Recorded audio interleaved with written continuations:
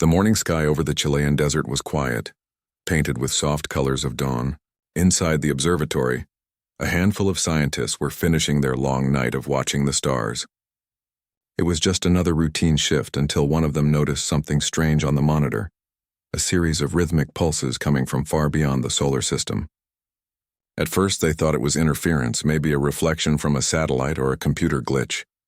Yet the signal kept repeating, steady and deliberate, like a heartbeat across the dark of space. They ran tests again and again. Every machine gave the same result. The signal wasn't from Earth. It came from somewhere beyond the Kuiper Belt, far past the reach of any human probe. The air inside the observatory grew heavy as the realization spread through the team. They had spent years hoping to find signs of life, but no one expected the first clear message to sound like this. When they finally translated the basic structure of the transmission, a chill passed through every person in the room.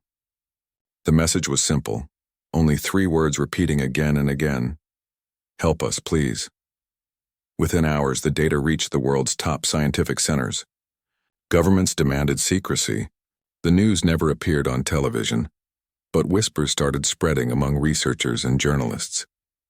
A few short recordings leaked online, though most people dismissed them as hoaxes.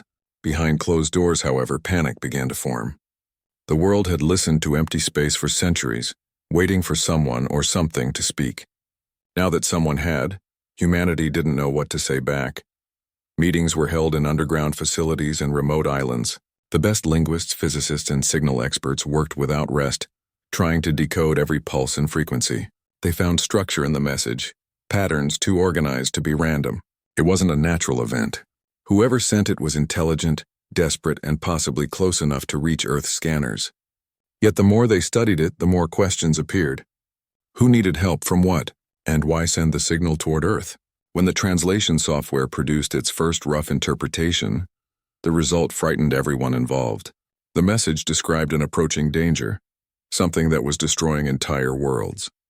The senders were calling out to anyone who could hear, begging for rescue. There was mention of the Light Eaters, a poetic name for whatever force they feared. Whether it was an army, a natural disaster, or something else entirely, no one knew. The scientists tried to keep calm, but fear spread faster than the signal itself. Some argued it could be a trick, a way to lure humanity into a trap. Others believed it was genuine and that ignoring it would be unforgivable. A heated debate began between the world's leading powers. Was it humanity's duty to help, or was survival more important? No one wanted to be the first to act, or the first to be wrong. At the United Nations, the atmosphere turned tense. Representatives shouted over one another as images of the signal patterns flashed on the big screen. Some leaders demanded to send a response to show compassion and unity. Others insisted on silence, warning that any answer could expose Earth's location to hostile eyes. The discussion stretched into days, then weeks, but the signal never stopped.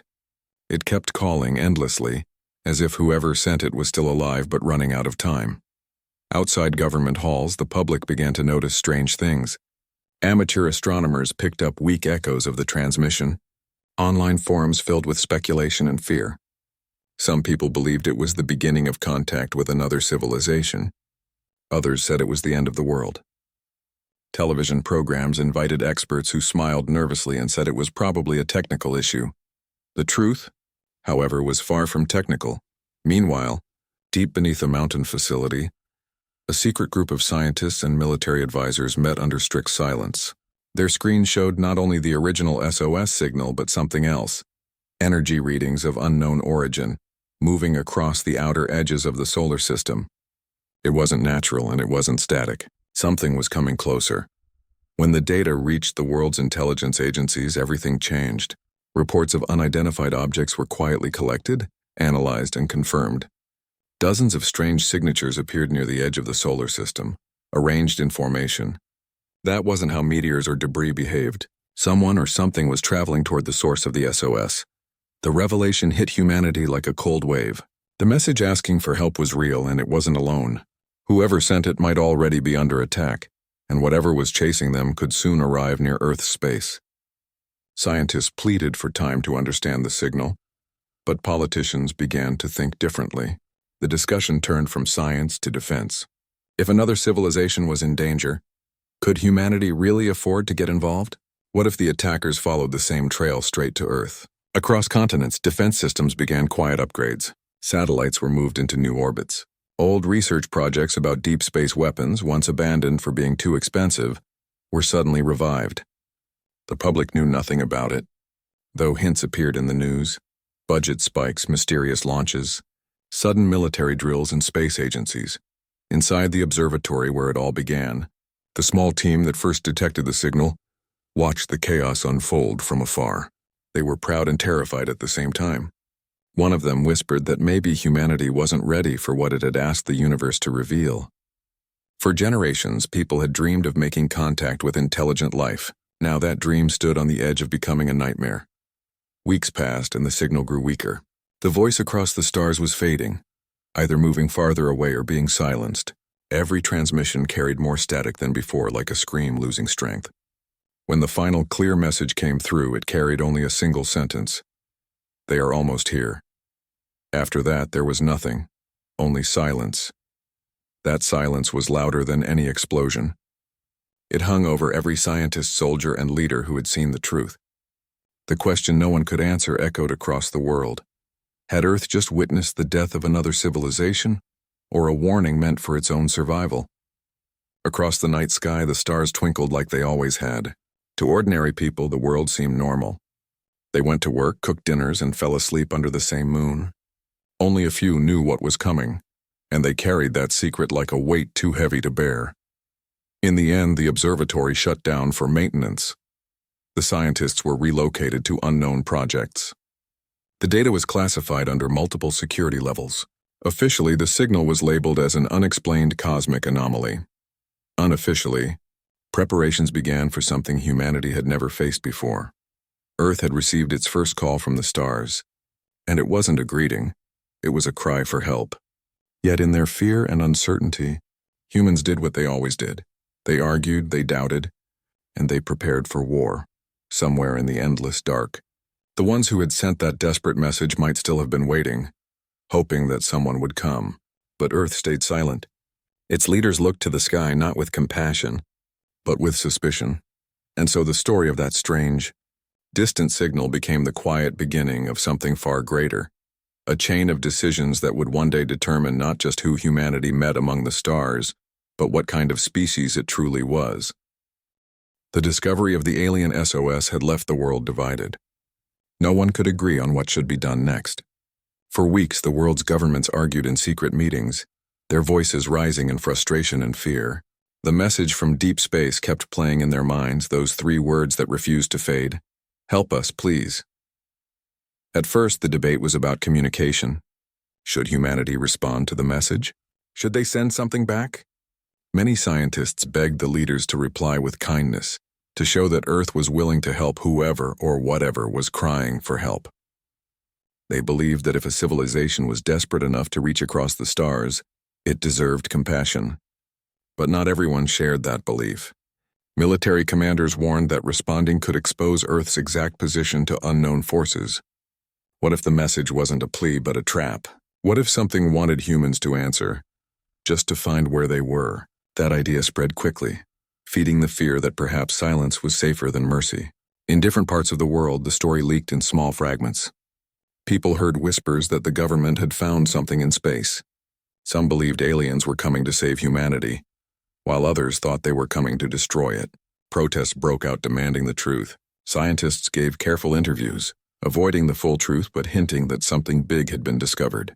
The world stood at the edge of excitement and panic. Inside one of the secret meeting rooms beneath the United Nations building, the arguments went on without pause. Maps of the solar system filled the screens, and military officers showed new data, strange readings from the edge of space. Objects were moving there, dozens of them, arranged in formation like a fleet. No one knew what they were made of or how fast they traveled, but one thing was certain: they were not from Earth. That information changed everything. The SOS was no longer just a mysterious signal. It was connected to something alive, something real, moving toward the same region of space where the message had come from. The scientists in the room froze when the realization hit them. Whoever had sent that desperate cry might already be under attack. The room fell silent as everyone looked at the blinking dots on the screen. They weren't random. They were ships. Dozens of ships. The world's most powerful nations called emergency meetings of their defense councils. Old rivalries were pushed aside, replaced by one shared fear. They formed a secret alliance known only to a few, the Sentinel Council. Their goal was simple: protect Earth at any cost. The first step was to gather every bit of information about the unknown fleet. Telescopes and satellites all over the world focused on the same region. Every military radar and deep space scanner went active. What they found only deepened the mystery. The objects were large, far larger than any human spacecraft, but their energy signatures looked unstable, as if they were damaged or in distress. Still, fear ruled over logic. No one wanted to take the risk. The Sentinel Council ordered preparations for defense. Hidden factories began building weapons never before revealed to the public.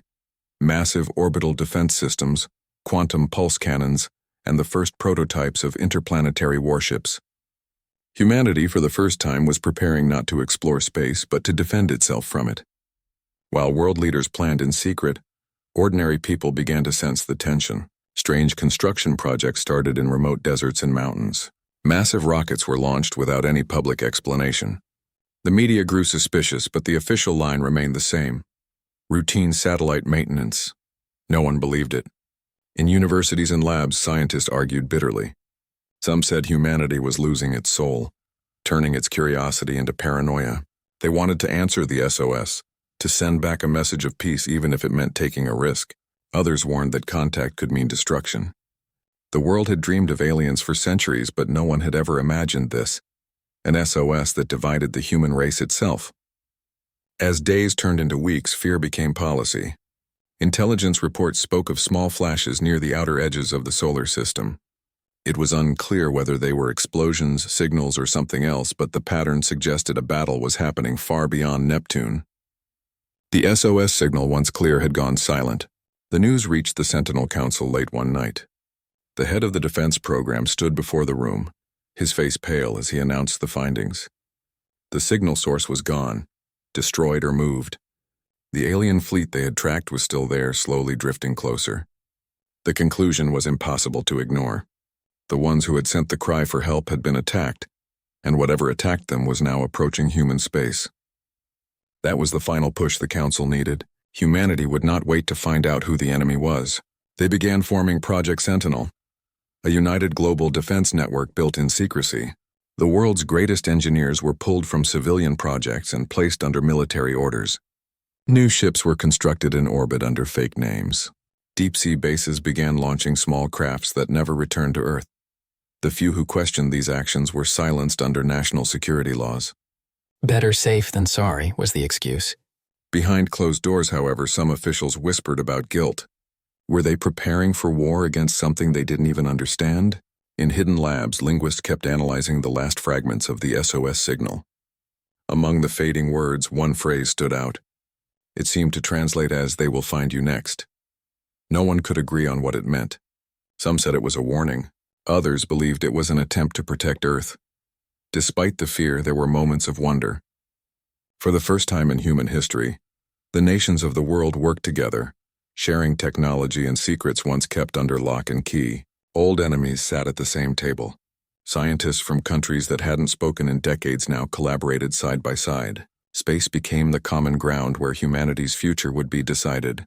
While preparations continued, a quiet unease spread among those who worked on Project Sentinel. The men and women who monitored the deep space signals every night couldn't shake the feeling that they were listening to ghosts. They often replayed the recording of that alien voice, a series of tones that carried emotion even across light years. Some said they could almost hear fear in it. Then came the unexpected. A new signal appeared, faint but different from the first. It didn't sound like a plea for help. It was deeper, more aggressive. The pattern suggested command and control messages, as if coordinating ships. The scientists tried to decode it, but it contained no human-like structure. Whatever was sending it was advanced, organized, and aware. The discovery reached the Council within hours. This time there was no debate. Orders were given to activate the first phase of Earth's defense network. Satellites began moving into formation around the planet. Lasers once used for space research were repurposed for targeting systems. Humanity, without declaring it publicly, was preparing for its first interstellar conflict. Around the world, fear began to replace curiosity. People noticed the strange glow of new satellites in the night sky. Rumors spread that something was coming. Social media filled with theories. Some said the governments were hiding a meteor. Others said aliens were already among humans. The truth was far more complicated. Inside the underground headquarters of Project Sentinel, one of the scientists watched the screen that displayed the alien fleet's movement. The dots had changed direction. They were no longer drifting toward the solar system. They were heading directly toward the region of the sky where the SOS had originated. The implication was clear. The ones chasing the signal had found their target. The room fell silent. The scientists realized they were witnessing a tragedy unfold millions of kilometers away. A civilization had called for help and no one had answered in time. Some looked at the floor, ashamed. Others clenched their fists, angry that humanity had hesitated when it could have made a difference. Yet even in that silence, the fear remained. If the attackers destroyed that civilization, what would stop them from coming next? In the weeks that followed, the world prepared quietly. Massive ships were built in orbit, ships unlike anything ever made before. They were called dreadnoughts, designed for deep space combat. Officially, they didn't exist. Unofficially, they were humanity's shield against the unknown. At night, the leaders of Project Sentinel met in dark rooms and whispered about strategy. Some still hoped for peace, but hope was fading fast. The last fragment of the alien SOS still echoed in their minds. They are almost here. Humanity didn't know who they were, but one thing had become clear. The next time someone spoke from the stars, Earth would not answer with words. It would answer with ships. And so, under the cold silence of space, the fate of two civilizations drifted closer together, neither knowing that the next move would decide the future of both. Far below the surface of the Atlantic Ocean, in a facility hidden beneath layers of reinforced steel, the world's top scientists, military officials, and communication experts gathered inside what was called the First Contact War Room. It was a place that didn't officially exist, buried in secrecy and guarded by silence. The walls hummed with power, filled with screens showing data from across the solar system, energy readings, radar pings, and the faint whispers of signals coming from deep space. The atmosphere was heavy. No one smiled anymore. Every face in that room carried the same look, tired, uncertain, and afraid to be the one who made the wrong decision. The alien SOS had stopped weeks ago, but now the world had something even more frightening: movement. Dozens of unknown objects were still out there, drifting slowly beyond Neptune's orbit. They weren't asteroids or comets. Their paths were too deliberate, their energy signatures too organized.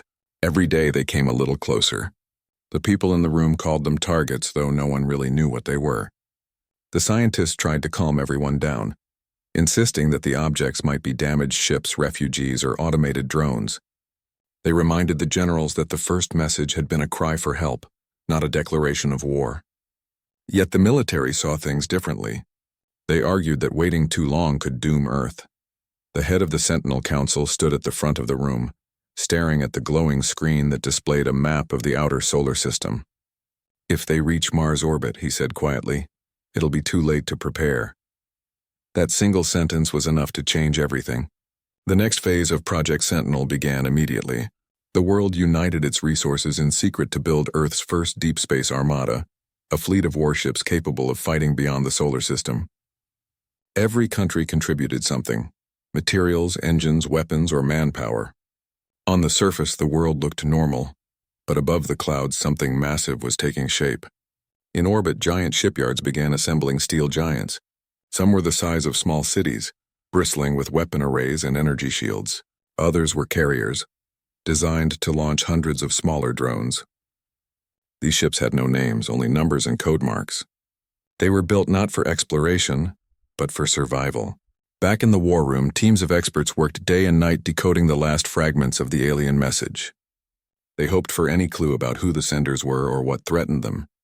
But each day, more of the signal faded into noise. One section, however, remained clear, coordinates pointing to a dying star system far beyond human reach. It was where the message had come from. One scientist looked at those coordinates and whispered, "If they were asking for help, we're too late." The others stayed silent. Too late or not, humanity had made its choice. They weren't sending aid. They were sending ships. Weeks passed and the fleet grew larger. The first generation of human deep space vessels was tested in secret missions near Jupiter and Saturn. A few were lost in accidents, but no one outside Project Sentinel ever knew. Every disaster was covered as a failed satellite experiment. Inside the fleet, the mood was uneasy. The soldiers and crew members didn't feel like heroes. They knew almost nothing about the enemy. Training was strict, emotions were kept under control, and all personal messages were censored. The mission, they were told, was one of defense, a necessary step to protect Earth. Yet deep down, many of them wondered if they were marching into a fight they didn't understand. On Earth, the public was told nothing. News outlets began noticing unusual rocket activity, but government spokespeople brushed it off as new research programs. Some citizens noticed strange light trails moving across the night sky, not realizing they were watching the beginning of humanity's first Armada leaving home. The fleet was commanded by the Sentinel Council from their hidden base. Every move, every launch, every signal went through layers of encryption. The leaders worked in silence, haunted by the decision they had made. Some of them had families who didn't even know they were alive. Others had spent their entire lives preparing for war that might never come. Then one night, as the fleet prepared for its first deployment test near Neptune, a new signal appeared. It came from the same direction as the original SOS, but this time it wasn't a plea. It was more like a pattern, sharp and rhythmic, as if counting down. At first, no one could decode it. Then one of the analysts noticed something chilling. It wasn't coming from a single source. It was coming from multiple ships, all synchronized. The alien fleet was broadcasting in perfect formation. The war room fell silent again. One of the officers leaned forward, whispering, "They know we're here." That moment sealed humanity's fate. Whether the approaching fleet meant harm or not, no one was willing to wait for answers. The order was given: prepare for engagement. In orbit, the massive dreadnought ships turned toward the edge of the solar system. The hum of their engines filled the silence of space. The first human armada was ready to meet the unknown. Still, there were doubts. A few of the scientists protested the decision. They begged the council to try communication one last time. If they were the ones who asked for help, one of them said, then they're not the enemy. But the council refused. "We can't take that risk," came the cold reply. "Earth's survival comes first." And so messages of peace were replaced with targeting codes. The satellites once used for research became part of a global defense network. Humanity, without saying a word, had chosen to respond to the galaxy's first cry for help with weapons instead of compassion. Before the Armada launched, the crew members were given one final briefing. No one was told who they were fighting, only that the mission was defensive. They were to intercept any unknown object before it reached the inner planets. Each ship carried thousands of people, pilots, engineers, doctors, and scientists, all sworn to secrecy. None of them knew how history would remember their actions. The day of the launch came quietly. No parades, no speeches, no flags. The ships rose from the shadows of Earth's orbit one by one, their engines glowing like small suns. They moved silently into formation, hundreds of vessels stretching across the dark. For the first time in human history, Earth was sending its strength beyond its home. From the war room, the council watched the fleet's progress in real time. Data filled the screens, and the hum of machines mixed with the beating hearts of the people inside. Some looked proud. Others looked broken. "Once they cross Neptune," said one of the commanders, "there's no turning back." The signal from deep space pulsed again, slower now, weaker, as if fading away. The analyst recorded it for the last time. It was the same 3 words that had started it all: "Help us, please." For a long moment, no one spoke. Even the most hardened military officers looked uneasy. Then the commander gave a quiet order: proceed with deployment. As the fleet disappeared into the black, the Earth below continued to spin peacefully. People slept in their homes, unaware that their world had just changed forever. The Armada passed Neptune days later, their sensors scanning the void. The alien fleet was still out there, moving slowly, almost drifting. The first human ship sent out a communication pulse, a simple binary message offering contact. There was no response. The second message was stronger. Again, silence. Then, without warning, the alien fleet changed formation. Energy readings spiked. In the war room, alarm sounded. The aliens had locked onto the human ships. Back on Earth, the council's screens filled with static. For a moment, no one could see anything. Then, one by one, the signals from the human ships began to disappear. Some were lost instantly, others after short bursts of interference. The first contact humanity had dreamed of for centuries was happening, but it wasn't words being exchanged. It was weapons. In the war room, people stood frozen, watching the data vanish. Somewhere far beyond Neptune, the future of both species was being decided in silence. No one yet knew who fired first or why. But one thing was clear. Humanity had entered a chapter it could never erase. The first battle between two intelligent species had begun, born not from hatred or greed but from fear, and a misunderstanding that would change everything that came after. The silence of space had never felt so heavy. Beyond Neptune's orbit, where sunlight was nothing more than a faint whisper, humanity's first armada floated in the endless dark. The ships glowed faintly, their engines humming like a heartbeat beneath the stars. For the thousands of crew members aboard, this was supposed to be a moment of history, a chance to defend Earth and prove that humanity could stand strong among the stars. Yet deep down, no one felt proud. They were afraid. Every breath felt like it could be their last. Inside one of the command ships, the crew watched the radar screens in silence. The alien fleet was there. Dozens of strange ships drifting slowly through the void. They didn't look like war machines. They looked fragile, their movements uneven, their energy readings weak. Still, the human officers had been warned not to trust appearances. The alien vessels had ignored every attempt at communication. For the commanders, that was enough reason to prepare for battle. Back on Earth, deep beneath the ocean, the war room was alive with tension. Dozens of world leaders, generals, and scientists watched the screens, showing every move of the Armada. No one spoke much. Every word felt dangerous. The alien ships were now within range. Humanity's first deep space confrontation was seconds away. The order came through the radio, a calm, steady voice saying, "Maintain formation. Do not fire unless fired upon." For a moment, everyone hoped that maybe, just maybe, the aliens would answer the last message humanity had sent. A peaceful signal, asking for understanding. But there was no response. Only static. Then, suddenly, the alien fleet shifted. Strange bursts of light flared from their sides, energy waves spreading like ripples through space. Sensors screamed with alerts. The human fleet reacted instantly, raising shields and preparing for impact. The first alien pulse struck the nearest ship, shaking it like a leaf in a storm. The hull held, but only barely. That was all it took. The human fleet opened fire. Brilliant beams of energy cut through the darkness, crossing the vast emptiness like lightning. The quiet space around Neptune became a battlefield of light. The alien ships broke formation, scattering in all directions. Some tried to retreat. Others seemed to move defensively, trying to protect smaller vessels hidden among them. The human ships pressed forward with precision and power. Each dreadnought released waves of drones, small machines that moved like swarms of insects, targeting anything that glowed on their sensors. Explosions flickered in the distance like dying stars. Inside the war room, the people watching could hardly breathe. They saw dots on screens vanish one by one, enemy signals disappearing, human ships going silent. Every few minutes, a report came in. Target destroyed. Ship 3 damaged. Contact lost. It was chaos. For those fighting out there, it felt unreal. There was no sound in space, only the sight of destruction unfolding silently, like a deadly dance. The crews didn't even see their enemies clearly. The alien ships were strange, made of translucent material that shimmered like glass. Some looked like living organisms, not metal. When they broke apart, they didn't explode. They simply dissolved into clouds of glowing dust.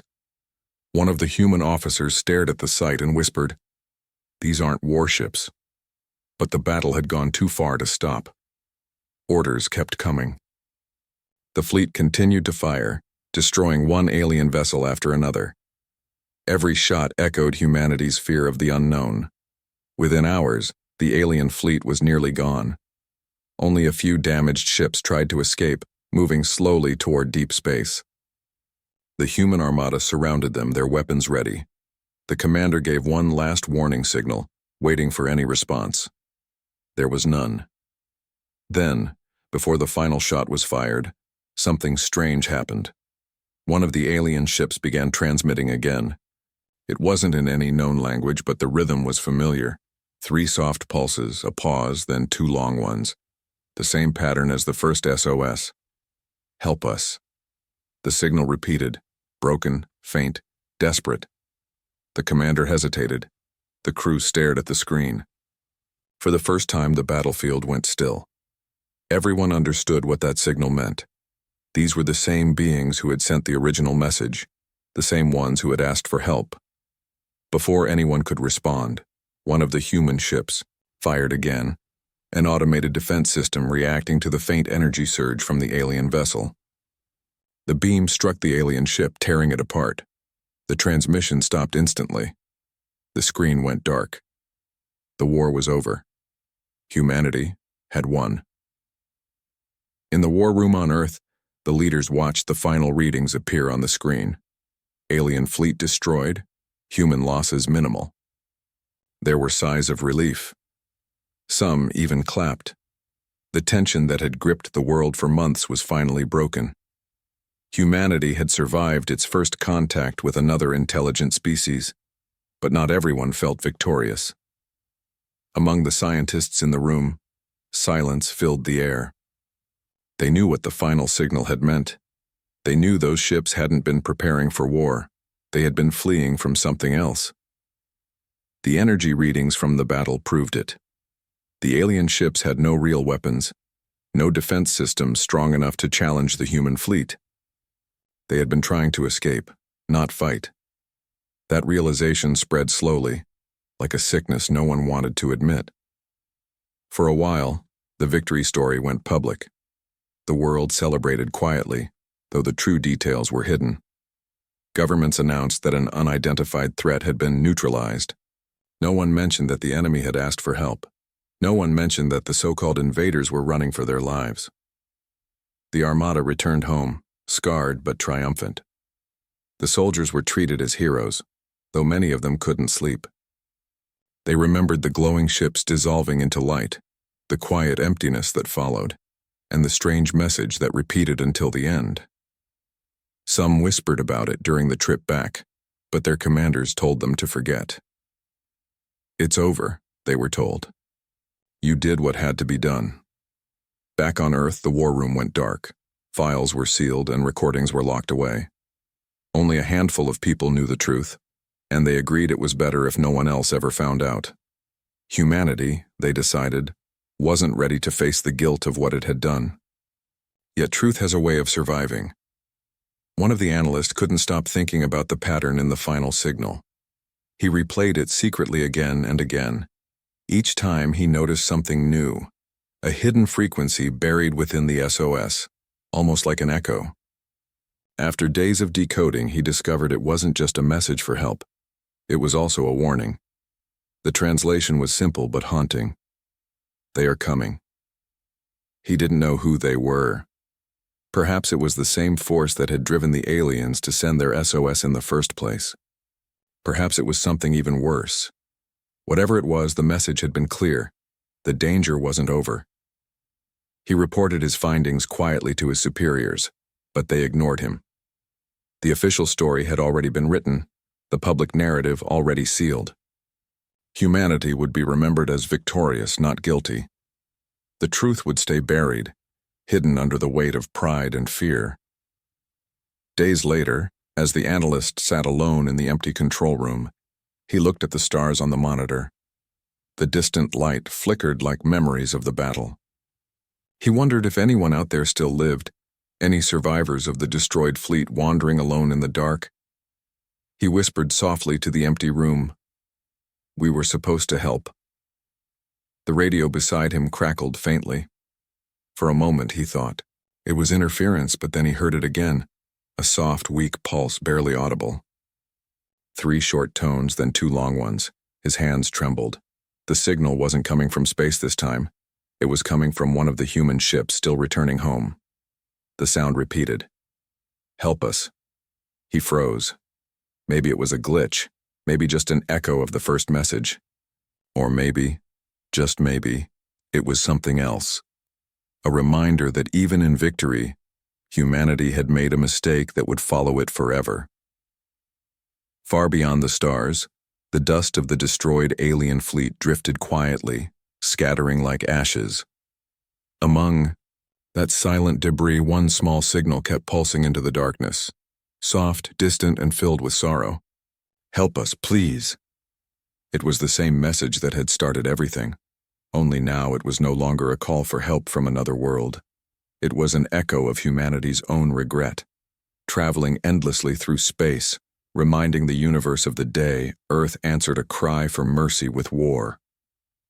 Months passed since the great battle near Neptune. The world had slowly returned to normal, or at least that's what everyone wanted to believe. People went back to their jobs, news channels stopped showing the Armada footage, and the governments declared victory as if it were a simple chapter closed in history. Posters of the brave soldiers still hung in cities with words like, "Humanity defended the Earth." But beneath all that celebration, something was not right.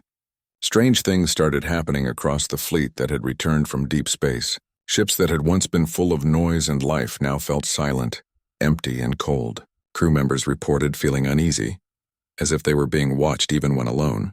The engineers tried to explain it as space fatigue, but deep inside, everyone knew this was something else. One of the returning ships, a massive carrier that had led the battle, was scheduled for inspection at the Earth orbit station. As soon as it arrived, the technicians noticed odd readings, energy signals deep inside the ship, coming from sections that were supposed to be completely shut down. The sensors picked up something alive, though no one could say what. A small team was sent aboard to investigate. The corridors were dark and silent. Tools and supplies floated weightlessly, as if time had stopped inside. The team leader called out, but the echo of his voice came back strange, almost delayed. When they reached the engine section, they found a strange mark burned into the metal. 3 small circles and 2 long lines. It looked almost like writing, someone whispered. "That's the same pattern as the alien SOS." The air felt heavy. They immediately sent the footage back to Earth, but before a response came, the ship's lights flickered and every communication system went dead. For several minutes, no one knew what was happening. When the signals finally returned, the team had vanished. Only their empty suits were found drifting in the cargo bay. The government sealed the entire ship and labeled it a radiation hazard, refusing to release any further details. The official story was simple: system malfunction during maintenance. But among the military and science teams, rumors began to spread. They said something had entered the ship during the battle, something not human, something left behind from the alien vessels that were destroyed. While the public was told everything was safe, a quiet panic spread through the research centers. The analyst who had first decoded the alien SOS, the one who discovered the hidden message saying "they are coming," was called to a secret facility. He was shown classified reports, ships missing in deep space, satellites going offline without reason, and strange energy signals detected near the moon. One of the scientists looked pale as she said, "It's the same signature from the alien fleet." They realized something terrifying. The aliens who had sent the SOS were not the enemy. They were running away from the real threat. Humanity had destroyed the refugees, and now whatever they were running from was coming closer. The analyst asked, "How long before they reach us?" No one answered. In the following weeks, more strange events took place. Communication systems around the world began to pick up faint signals, weak, rhythmic pulses matching the same alien distress pattern. At first, the signals came from the outer solar system, then from the asteroid belt, then from Mars orbit. Each time they were closer. The governments tried to keep it quiet, fearing chaos, but word leaked out through space engineers and radio operators. The public began to whisper again, "Are they back?" The media showed blurry clips of glowing objects moving near the moon, claiming they were just debris or satellites. But the truth couldn't be hidden for long. One night, several large observatories picked up something enormous approaching from the edge of the solar system, so large that even the Armada's combined power might not be enough to stop it. On Earth, the War Council was called again. The same leaders who had once celebrated victory now sat in silence, watching the new readings. Whatever was coming wasn't a small fleet. It was an entire moving mass like a storm of energy and metal, slowly making its way toward the sun. One of the scientists said softly, "This is what they were running from." The room went cold. Plans were made in secret. Factories restarted old weapons programs. Space stations were rearmed and engineers began constructing new ships. Bigger, faster, deadlier. The same mistakes were about to be repeated. Humanity was preparing for another war, even though no one truly understood what they were fighting. Meanwhile, some people began questioning the truth of the last battle. Leaked files appeared online, showing fragments of the alien communication, the real meaning of their SOS and how they had never attacked first. Public opinion started to shift. Some demanded answers. Others called it fake news. Humanity was divided again, unable to agree on what was right. Among the returning crew members from the first Armada, many couldn't bear the guilt anymore. They remembered the dying alien ships, the desperate final message. Some claimed to have seen things, visions, dreams of bright worlds collapsing and voices whispering in languages they couldn't understand. One officer confessed to hearing a voice inside his helmet during the battle saying, "Don't fire. We are not your enemies." No one believed him. Days later, he disappeared from his quarters. The only thing he left behind was a small notebook. Inside it, written again and again, was one phrase: "They are already here." The scientist who found the notebook took it straight to the analyst who had decoded the SOS. Together, they studied the pages and noticed something strange. Every time the phrase appeared, the ink pattern formed small repeating symbols, 3 circles, 2 lines. The same alien mark that kept appearing on the ships. That night, as the analyst reviewed data from the returning fleets, a new signal appeared on his monitor. It wasn't coming from space this time. It came from the oceans. Deep beneath the surface, somewhere in the Pacific, the same pulse was repeating, growing stronger. He couldn't believe it. If the alien's message had reached Earth's waters, that meant something had arrived or something had woken up. He rushed to alert his superiors. But before he could send the message, the power went out across the base. Emergency lights flickered on. The entire system had been hacked by an unknown source. On the screen, a message began to type itself out, letter by letter, as if someone or something was answering him directly. The message said, "You should have listened." Then the screen went black. In the next few hours, worldwide systems began to fail. Satellites stopped responding, navigation systems went offline, and deep space probes vanished from radar. It was as if the universe itself had turned against humanity. Panic broke out again.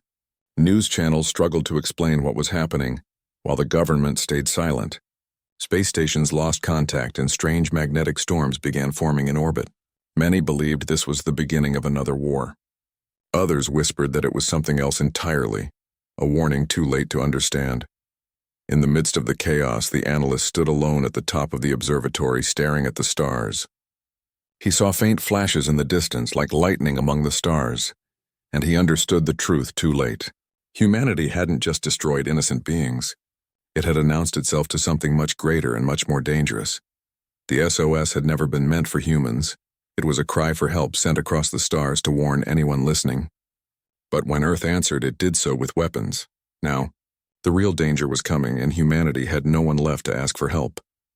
He whispered to himself, "We thought we were saving Earth, but maybe we just showed them where we live." In the quiet sky above him, a strange blue light appeared, slowly pulsing in the same rhythm as before. 3 short bursts, then 2 long ones. Only this time it wasn't asking for help. It was calling something closer. The analyst felt the ground shake beneath his feet as alarms began to sound across the city. People poured into the streets, looking up at the sky where a faint glow spread like dawn, though the sun hadn't risen yet. Something was coming. Something huge. And for the first time, the people of Earth realized that the real war hadn't even begun. The morning that should have been bright felt strangely heavy. Across every corner of Earth, skies glowed faintly blue, though the sun had not yet risen. People stepped out of their homes and stared upward, confused. The light wasn't like dawn. It shimmered as if alive, spreading through the clouds in slow, smooth waves. No one knew what it meant. Government said it was just atmospheric interference, but deep down, everyone felt the same quiet fear. They remembered the stories of the alien SOS, the battle, and the warning that followed. Inside the Global Defense Center, the atmosphere was tense. Scientists and military officers gathered around glowing screens showing the same strange energy readings from all over the planet.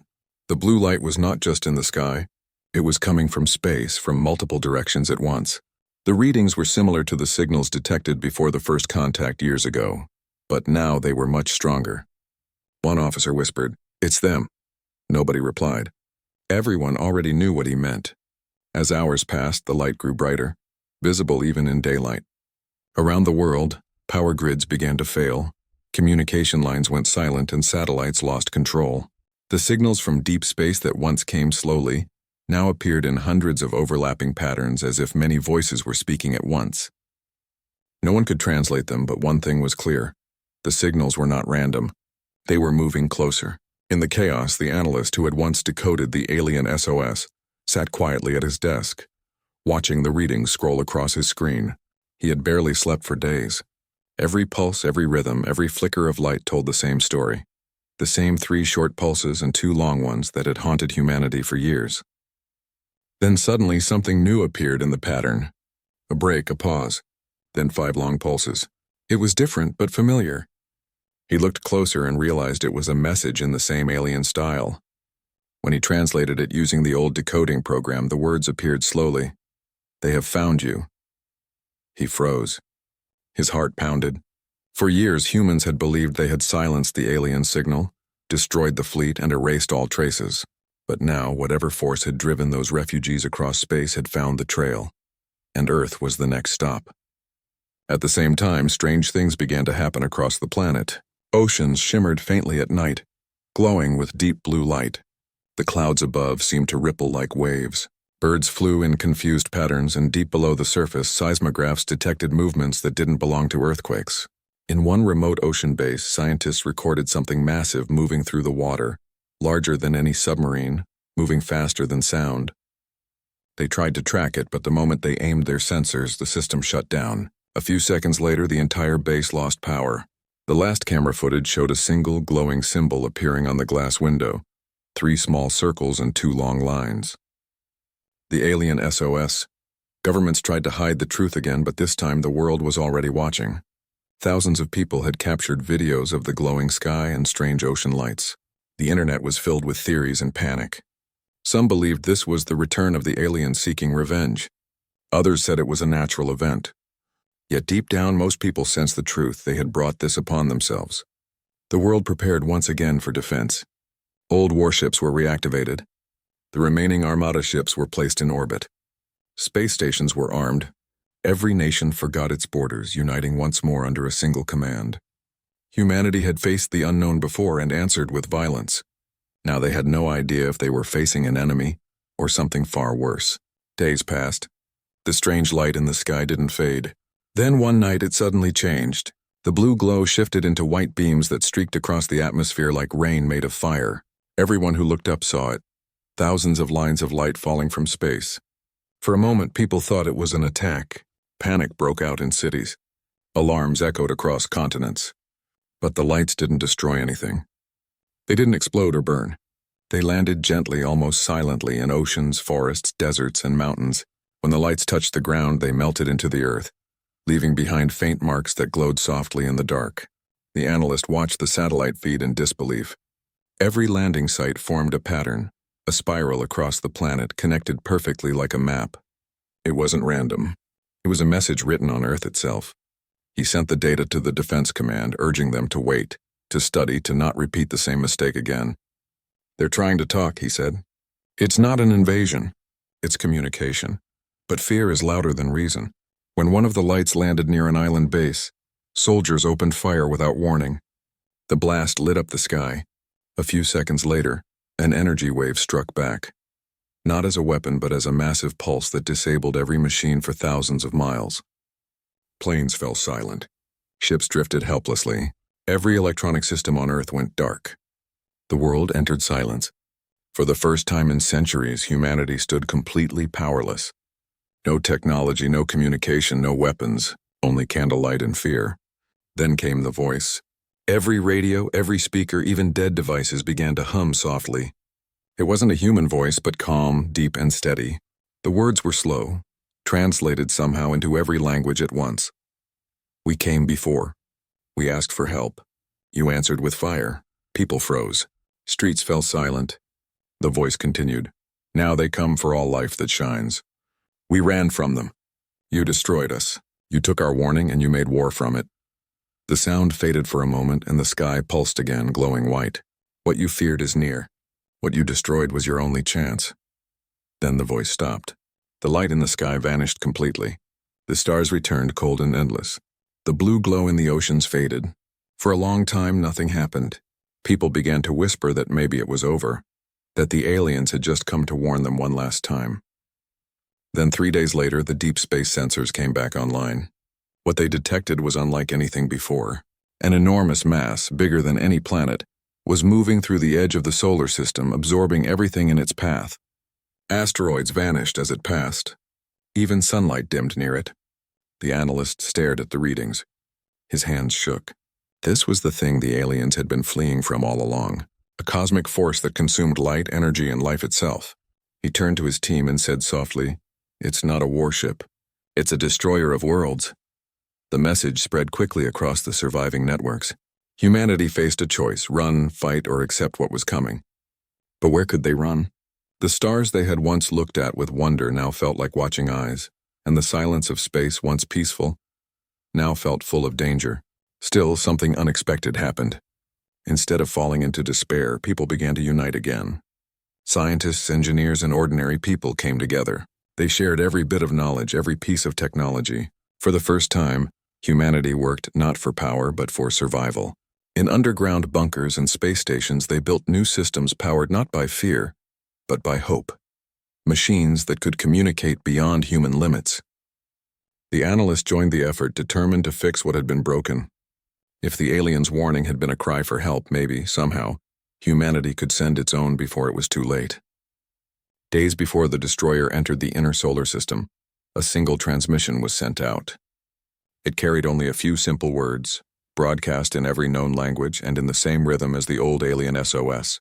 3 short pulses, 2 long ones. The message said, "We understand now. Help us." The signal echoed into the vast darkness. No one knew if anyone would hear it. No one knew if there was still time. But for the first time since the battle near Neptune, humanity's message wasn't made of anger or pride. It was made of honesty.